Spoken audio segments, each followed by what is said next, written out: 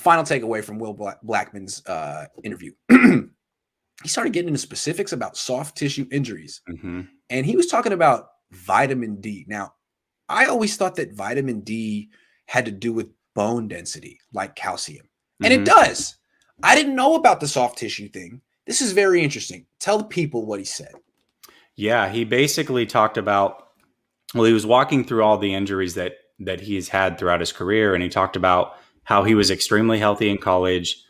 And because of that, it was almost a bad thing because he didn't know how to take care of his body properly. Mm-hmm. Then he gets into the first practice as a pro in Green Bay and he breaks his foot clean in half, like the worst thing ever. And so he starts talking about how throughout the years he started to learn his body and what people were telling him about it.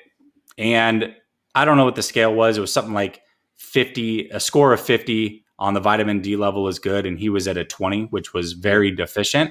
And he said that it was causing 250 was good. It was something. Yeah, I think he was. It was whatever low. It was. It was really ridiculously high, and he was really, really low. Mm-hmm. And he basically said, "Yeah, that was causing my soft tissue injuries." And so, yeah, maybe that's a possibility. Maybe somehow these guys are vitamin D deficient and need to get tested. I don't know, but again, all of this to me goes back to Kyle. Yeah. Okay. No, he shouldn't know these things. That's not his job to know these things, but he should put people Head coach, in. Come on. Well, he should put people in position that do know these things and can report back to him and give him cutting edge technology to make sure that his players are healthy. That ultimately falls on him, period. I got a story for you. All right. Yeah. So remember when Jimmy Ward was breaking bones? And I asked, is this a milk-related issue? I asked Robert Saleh if it was milk-related. I also asked if it was vitamin D related. So I knew about this. So here's how I knew. Remember when Kevin Durant had a broken foot in Oklahoma City? And that's when Russell Westbrook started putting up triple. What was that, like 2014, 2013, It was like. It was around 2014. Then. Yes. Okay, so then it was spring training. I was in spring training with my dad. We went to dinner with Marty Lurie, who's a big baseball guy out here, and a guy named Elliot Schwartz, who is a team doctor for the A's. And Elliot Schwartz, I remember the whole thing. He was going on and on about Kevin Durant, real Jewish guy from the East Coast. He was like, Kevin Durant has a broken foot. Let me tell you why Kevin Durant has a broken. Sorry, Elliot, but why are all Jewish guys Gilbert Gottfried in your mind? Sorry. So anyway, no, but it was super interesting. I'm not gonna do the voice because what he said was hella interesting. He's like, look, they need to check him for a vitamin D deficiency because it's I bet it's what it is. I could fix it right now. I could fix his foot right now is what he's saying. Like, this is ridiculous that the greatest basketball player has to deal with this. He's like, this is how it works. Look, vitamin D is you get it from the sun, right? You get it from the sun. Yep. And the reason that certain people have darker skin than others is because some people are overexposed to it. Some people need protection from it. And so you have African Americans who have been in, say, Western Africa for thousands of years, and they're built for that. Now you take them to America, where there's less sun, and you put them in Oklahoma City or the Bay. Let's say the Bay, Santa Clara. And not only that, you're inside a lot. You're playing video games. You're hanging out inside, and all of a sudden, you're vitamin D deficient just because you're not built for this filtered sunlight of Northern California, and you need vitamin D supplements, and you don't even know it. And all of a sudden, you're breaking bones, and you're having soft tissue injuries. It seemed like it made a lot of sense to me. And now that to hear Will Blackman said, it was like, yeah, I remember Elliot Schwartz in that voice telling me that in 2014 about Kevin Durant. I could fix his foot right now. It's like, all right, well, he was right. That's crazy, man. Your vitamin D levels, players. Yeah. Seriously. That's crazy. You know, when he said that, it really threw me off. And you said, you're like, well, that's why you broke your foot in half. He's like, no. It's soft tissue injuries also. It's like, nah, man, it's why you broke your foot in half. Because I was looking at him, I was like, man, you're a very dark fellow and you're playing in Green Bay and you're set up. You're right there. You wonder why you're vitamin D deficient. Boom. You're in Green freaking Bay. Yeah. There's seriously. That's like as north as it gets in the NFL team. So yeah, man, at least he found out. Yeah. Yeah, and it saved his career, it sounds like. Definitely. I mean, it really did save his career. Yep. Vitamin D of all things. Vitamin D. You can get these supplements at freaking Rite Aid. Seriously. Wow. That's crazy. Brandon Alexander says, ask your questions with a little more respect in your tone, and he just may open up more to you. Just a thought. Okay. What I'll say is instead of hey 31 and 36, I'll say Mr. 31 and 36. How about that? Is that better? I'm sorry. I'm a jerk. Hold on. You should take the approach of go the next 2 press conferences and just throw him a compliment and just see how. Hey, Kyle. I would love to see him react. Like, wait a minute, what? Hey Kyle, I really like your hat. Yeah. I really liked the way you said, "Gentlemen, start your engines." Waruna says Kyle would have been serious about injuries and change his methods only if he had Kirk. He would not want to risk injuring greatest QB he believes in. I love Waruna. He's the greatest. But the thing that's funny about him is 80% of his donations are about Kirk Cousins. He's too funny. Too good. He's got it. He's got it, man. Thank you. Yeah, that's our show. I guess we didn't have too much, but it was a good one. We had a lot to say. We had a lot to say. Hey, I wanted to real quick too about the intro. It's really funny. So the intro, I like it more when you don't play it and then just complain about how you forgot to play it. I think that's hilarious.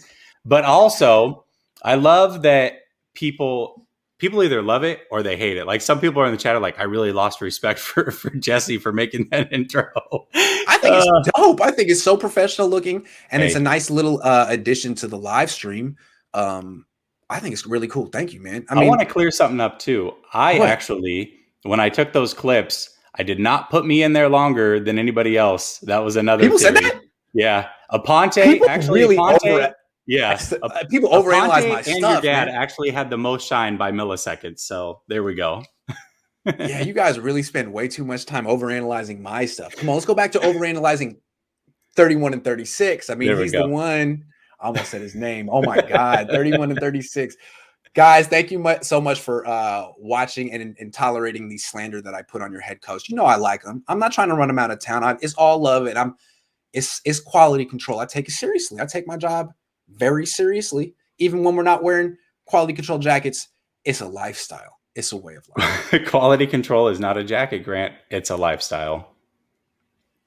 You paid for what stuff? What happened, Philip? Yeah, I what's understand. The question? Did I miss Lucky Worlds? I think Mike McDaniel. His name is Mike McDaniel, but no one's ever going to know that.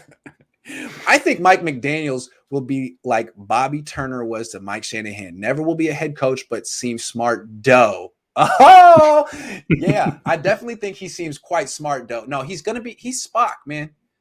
I was thinking of him as he's to Shanahan what Vish is to me, but Vish is much more presentable than Mike McDaniel. Vish can definitely stand on his own. Mike McDaniel is a backup man. He's the guy in the corner. Yeah, but that's okay. That's all right. Oh, there it is. There's Philip's question. I see it. Okay. Philip Hammer. This is Jack's son. Okay. Oh, Philip Hammer. There it is. For real? No, I don't know. I'm just throwing it up there. Oh, my bad. Philip, missed question. All right. Hold on. I found it. Okay, it's up pretty far, but you can get to it still. Okay. All right. My bad, Philip. See, this happens sometimes. Right. I got your back, Philip. I'm gonna get it. Oh, snap. He flipped out too. I would too. $4, $4.99. I would too. Is the strength and conditioning coach Shanahan's or York's higher? Ooh, good question. Is the practice field comparable to Levi's? They should hire a UEFA groundskeeper. These are all very good questions. I understand why you wanted me to address it. I gotta think it's Shanahan's hire. Imagine Jed going to Kyle and be like, "Hey, this is what I want to do. This is what we're doing." There's no way. He just says yes to Kyle, so it's Kyle's. Is the practice field comparable to Levi's? It's next to Levi's, but the practice field has been there since like 1990. It's hard. Is it grass or turf? It's grass. Grass, okay. It's been the same grass since I've been there. They built Levi's next to the practice field for their own convenience, but that's been their practice field since 1990. In the 80s, they practiced in Redwood City, I want to say. But since they started winning Super Bowls, they moved to Santa Clara. So I don't want – it's definitely a variable they need to look into, but unless they change the grass, I mean, they've been growing that grass there for like 30 years. So I don't know. At least it's grass. I mean, I know that turf, you're more viable to get injured. I don't know what the stats are on it, but I do know that you have a higher propensity to be injured if you play on turf. So that's good. It's at least grass. But that strength and conditioning is definitely not York. They were fired. well, at 1 year, was it 1 year after Shanahan was there? There's no way that that's York's decision. 1 or 2, yeah. Yeah. And the first, I'll never forget. Before we go, they came in, and what did they do? They built a stupid hill out of steel, a 30-degree incline, and it was a big deal, man. Guy from my paper, Phil Barber, went up the hill. I mean, they did a thing where like Jed York ran up the hill. Remember that? Jed York ran up that stupid hill, and then they fired that guy. They never use it anymore, and it's so big that they can't get rid of it. It's just chilling. They never use it. I think it's hilarious. Was it's it to mimic? Was it to mimic Rice's Hill that he ran? No, up? it's dude. 30 degrees it's serious, man. It's basically their attitude was, well, if you're hurt, you still need to work out hard. So none of this bicycling thing on the side. You need to go up. It's like crab walks up a hill, huh? Okay. None of the players like to do it. Imagine watching, 270-pound men try to do that. It's like, it was hilarious. And now it's gone. I mean, now it's no longer in use, and it's just standing there. It's a monument to their incompetence. What do you do after that? You play the Oklahoma drill? I mean, this is 6th grade football stuff right here. What are you doing? They used to make the guys crab walk up it backward, and they would make them go up, around, down in squares. Mm-hmm. And Aaron Lynch was the only one who said, "Screw this." He just got up and left, and I was like, "That's the coolest thing I've ever seen." I wrote about it at the time, and I feel bad because I think I put him down, but now I'm like, "Yo, more power to you." You were a G for that. You were a G for that. Don't they have a big? Like, I swear when I was watching the Brick by Brick, they had like these giant like logs that they hopped over and do all that. What is that? Yeah, those are gone too.